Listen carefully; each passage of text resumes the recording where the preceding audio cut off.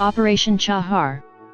Operation Chahar, known in Chinese as the Nankou Campaign, occurred in August 1937, following the Battle of Beiping-Tianjin at the beginning of Second Sino-Japanese War. This was the second attack by the Guangdong Army and the Inner Mongolian Army of Prince Taewang on Inner Mongolia after the failure of the Sui-Yuan Campaign. The Chahar Expeditionary Force was under the direct command of General Heidke Tj, the Chief of Staff of the Guangdong Army. A second force from the Beiping Railway Garrison Force, later the First Army under General Kiyoshi Katsuki, was also involved. The Chinese forces opposing this invasion of Sui-Yuan were the Sui-Yuan Pacification Headquarters under the command of General Yan Zishan. Fu Ziyi, the governor of Sui-Yuan, was made commander of the 7th Army Group, and Lu Juming, governor of Chahar, was made its deputy commander, defending Chahar with the 143rd Division and 2 brigades. General Tang Enbo was sent by Chiang Kai-shek with the 13th and 17th Corps from the Central Army and made frontline commander-in-chief. The 1st Cavalry Corps was sent to Chahar under the command of Tiao Chengshao, facing the Mongolian forces of Taewang. Following the loss of Peking, Tang Enbo's 13th Corps took up positions in depth along the Peking-Sui-Yuan Railway at Nankou, and further to the rear at Zhiyongguan. Gao's 17th Corps stationed its 84th Division at Xicheng, Yanqing, and Lungquan, covering the flank of the 13th Corps from Japanese forces in Chahar. The 21st Division was deployed in Huilet, on the railroad to the rear of Tang's forces. Zhao Chengshao's 1st Cavalry Corps, Lu Yuming's 143rd Division, and 2 peace preservation brigades began an attack on the Mongol forces in northern Chahar. On August 8, the Japanese 11th Independent Mixed Brigade, commanded by General Shigeyasu Suzuki, began their attack on the left flank of the 13th Corps position at Nankou, but were thwarted after 3 days by the difficult terrain and the stubborn resistance of the Chinese. A new attack on August 11, supported by tanks and aircraft, took Nankou Station, after which General Suzuki's brigade advanced on Zhuyang Pass. That same day, Chiang Kai-shek ordered the activation of the 14th Army Group under General Wei Lihuang. Coming by rail from Yingqiachuang to Yixian, elements of the 14th Army Group were sent on a 10-day march through the plains west of Beiping in a flanking movement in support of Tang Enbo's forces. The Chinese First Army made attacks on the Japanese forces in Liangxiang and Kaili to distract them, and sent a detachment to Hailung Pass to cover the advance of 14th Army Group. From the dates on a Japanese map of the battle, these forces did not reach the area until September, when it was too late, and clashed with Japanese forces from September 9-17 without achieving its objective. On August 12, Tang Enbo's army counterattacked, surrounding the Japanese and cutting them off from their supplies and communications. On August 14, Seishir Itagaki's 5th Division was sent to the relief of the 11th Independent Mixed Brigade at Zhiyongguan.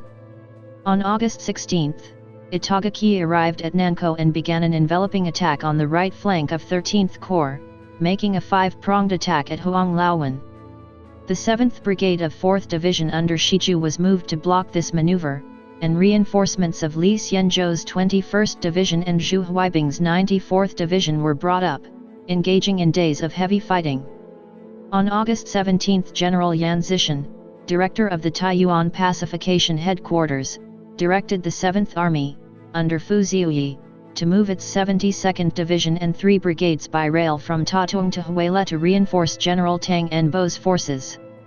Meanwhile, in northern Chahar the Chinese 1st Cavalry Corps captured Shangtu, Nanhoken, Shanghai, and Huitai from the puppet Mongolian army of Prince Tai.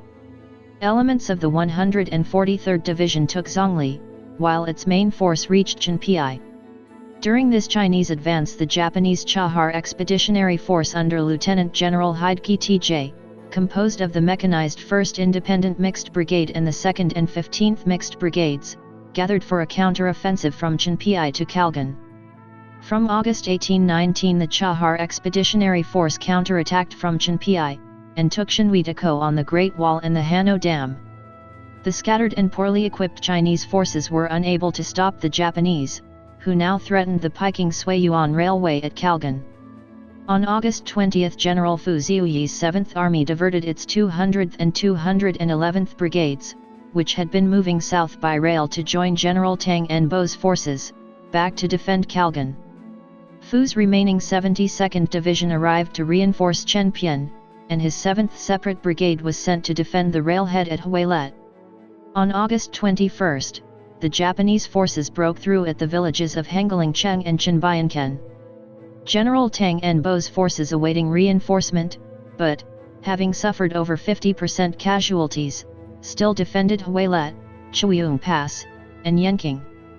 Lu Juming's 143rd Division fell back to defend Kalgan from the advancing Japanese. On August 23, as Sishir Itagaki's 5th Division pushed toward Huilet from Chenpian against Ma Yenshao's 7th Separate Brigade, advance elements of the 14th Army Group arrived on the Japanese flank at Jingpeikao, driving off the Japanese outpost there and contacting the Japanese forces advancing to Chenpian and the front beyond. However, they were delayed in crossing the Yungting River, and their attack was delayed until it was too late to stop the Japanese advance.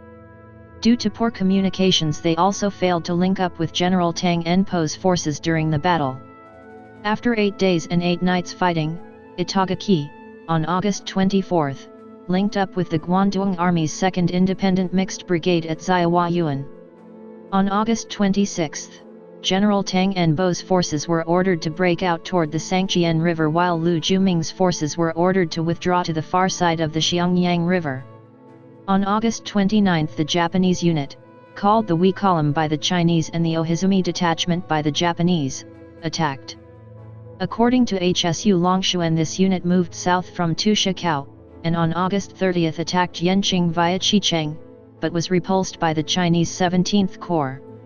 A Japanese map of the campaign shows that the unit moved to Gaiwan on August 25 and to Suanhua by September 7, cutting the railroad in the rear of Tang's forces and east of Chinese forces along the Great Wall.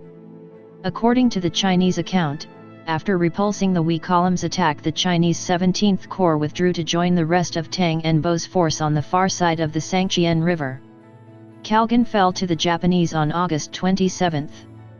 After General Fu Ziuyi's 200th and 211th Brigades failed in a counterattack to recapture Kalgan, Fu's forces fell back to the west to defend the railway to Suiyuan at Chekao Pao. This brought an end to Operation Chahar. According to Time magazine, on September 4 the Japanese-aligned South Chahar government was set up at Kalgan. After the fall of Kalgan, Chahar's complete independence from China was declared by 100 influential persons, headed by Prince Tay, a pro-Japanese Mongolian who had long been the head of the Inner Mongolia for Inner Mongolians movement. It was Prince Tay, with his Mongolian levies, who helped the Japanese to take Kalgan. Prince Tay was rewarded for his collaboration with the highest position in this new Japanese puppet state, the Mongol United Autonomous Government. Notes